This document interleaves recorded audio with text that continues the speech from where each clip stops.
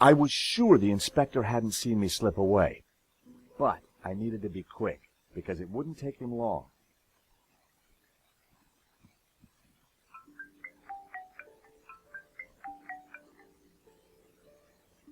At last, Stobart. Sorry, Mr. Rickenbacker. I've been busy. Yeah, I damn well hope so. I'm watching the news. Oh, anything interesting? Yeah, someone stole a painting. Oh, really? And it was one you insured. What's going on? Ah, yes. Well, the guy was armed, sir. So? You think I should have thrown myself in front of the thief, wrestled into the ground, got myself shot? Sure would have made me feel better. Anyway, find that painting, or give me a good reason not to pay out. Please tell me that you have some leads. I'm working on it. Hey guys, Pazu here. Welcome back to Broken Sword 5, Serpent's Curse. Okay, we are inside the office finally, so let's take a look. The door led back to the gallery. Yes, it does. I didn't imagine Henri as a musician. A pair of evil eyes stared from a partially covered poster. Partially covered poster? What poster? Oh, you mean this one? Huh. That is artwork for the original Broken Sword game. Yes, I remember. Ooh, wastebasket. There was a crumpled letter in the wastebasket. In the trash can, I found a crumpled letter from Henri's credit card company, demanding immediate payment. It listed extravagant purchases from a variety of ladies' fashion stores. The address indicated that Henri lived in the chic and expensive 16th arrondissement of Paris. I decided to put the letter back. Henri's financial problems weren't my business. But now I knew where he lived. Huh, that means we can go there. Oh, and this is the monitor for the security system. Let's take a look. It was an antiquated CCTV system.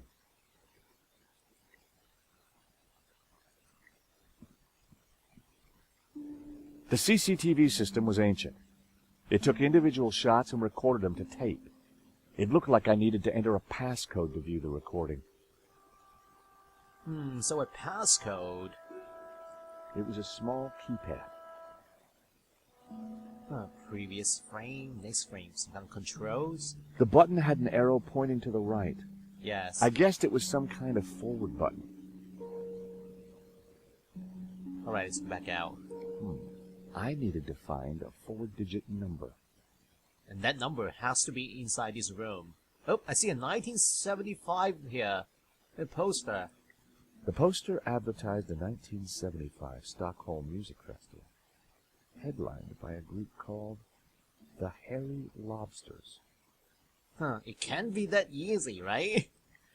Oh, why don't we try it anyway? 1975. Yep. Invalid. There I was, thinking that Henri might have set such an obvious code. No such luck. I knew it. I needed to find a 4-digit number. Alright, let's continue exploring this room. It was a pretty flamboyant-looking clock. Flamboyant? Huh. Alright, what's on the desk? Ooh, a lava lamp. It was hard to tell if the lava lamp was retro or just plain old. Henri sure liked his clutter. He sure does. The telephone was an antique rotary model. The handset looked greasy. Ugh. Henri's notice board was covered with all kinds of junk.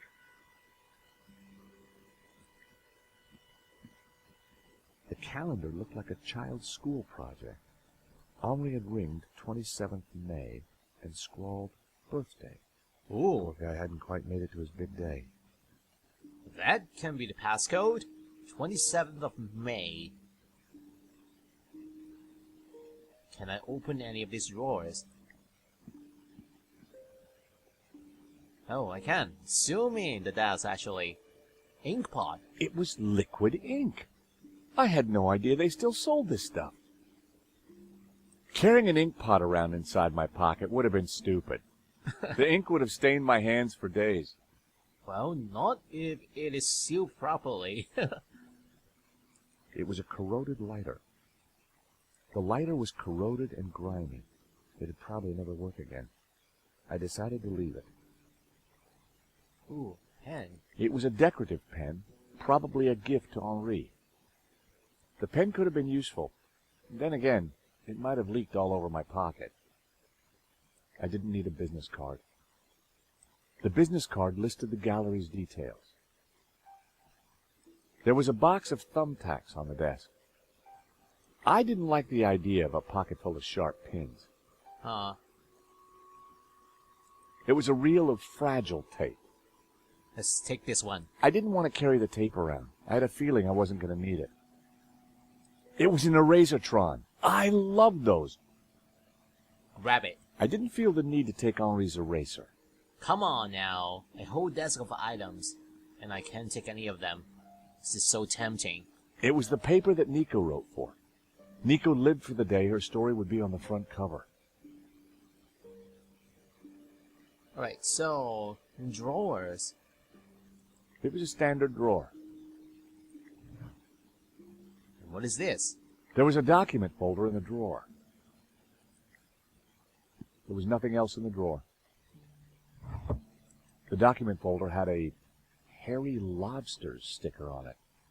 I had no idea what was inside. The folder looked interesting.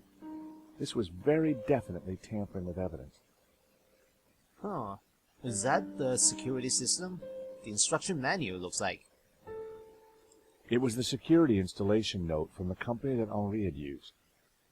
Huh. Vera, you are in good hands. It was a completion of work notice from a company called Vera Security. They weren't the guys we'd recommended. Henri had gone behind our backs to choose a different security outfit. Huh. I'd never heard of Vera Security, but there was an address and phone number on the form. Maybe we can call them up and ask for the code, the passcode to the security monitor. Okay, so, statue. It was a statue of Henri bearing almost everything. A strategically placed fig leaf protected his modesty. Huh, is that him? The statue was jaunty. Up close and personal, I could see that the fig leaf was hinged. Oh. The fig leaf had a small hinge on it. It looked like it could be lifted. Alright guys, here it goes. And ladies and kids, please close your eyes.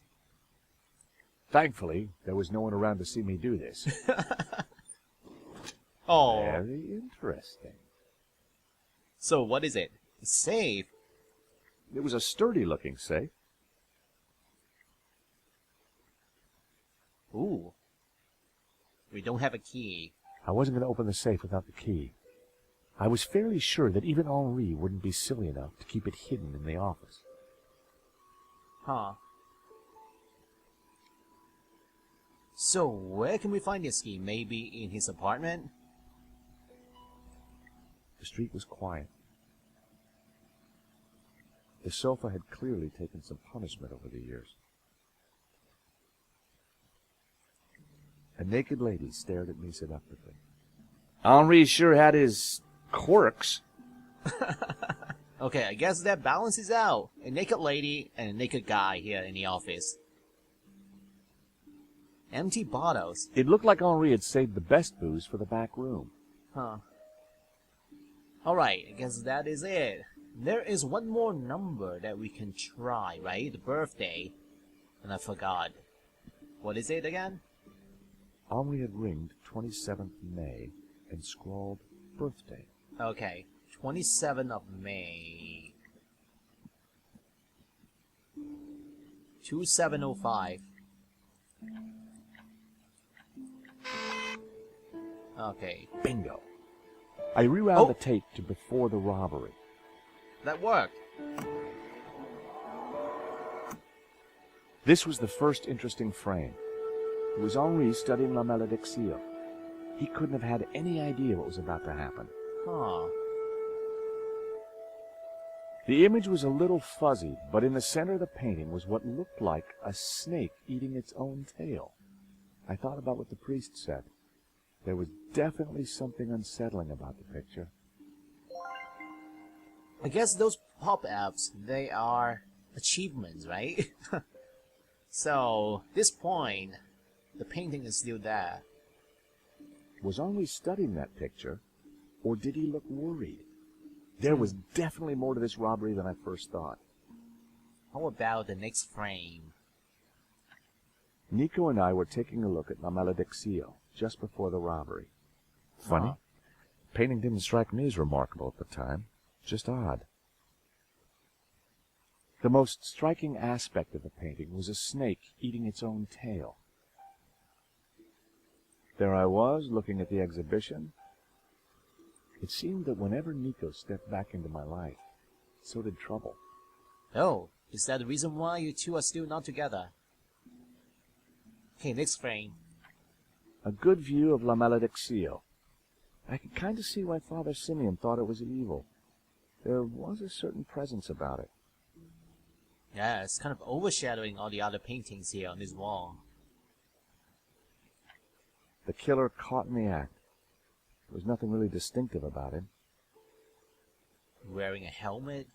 The CCTV had caught the killer in the act of lifting La Malédiction from the wall. He knew exactly which painting to take. Huh. How about the next frame? The moment it all went horribly wrong. Why hadn't Henri backed down when the thief pulled the gun? If that was me, I'd have done whatever the guy wanted. There was some writing on the front of his helmet, but I couldn't quite make it out. Wow, you have some good eyes, George. You don't have any magnifying glass. I'm sure that won't help anyway. The alarm should have sounded when the killer took the painting, but it had been sabotaged. I wondered who could have done that. Maybe Lane, or even Henri himself. Or perhaps even Vera's security, who'd installed the system. Yes, that is correct. So, any more frames? The killer making his getaway. Oh, those words are getting more clear. A logo on the front of his helmet read Waterloo Motors. Huh. That could be useful. Waterloo Motors. The painting was gone. So that is it? There I was, taking a look at the alarm box. Hopefully I didn't look too suspicious. Yes. You do look suspicious, George. That was me, fiddling with the alarm. I hadn't thought about that when I was taking a look at the camera. Not my best angle. That was the last shot. All right. I'd probably learned everything I could from the CCTV.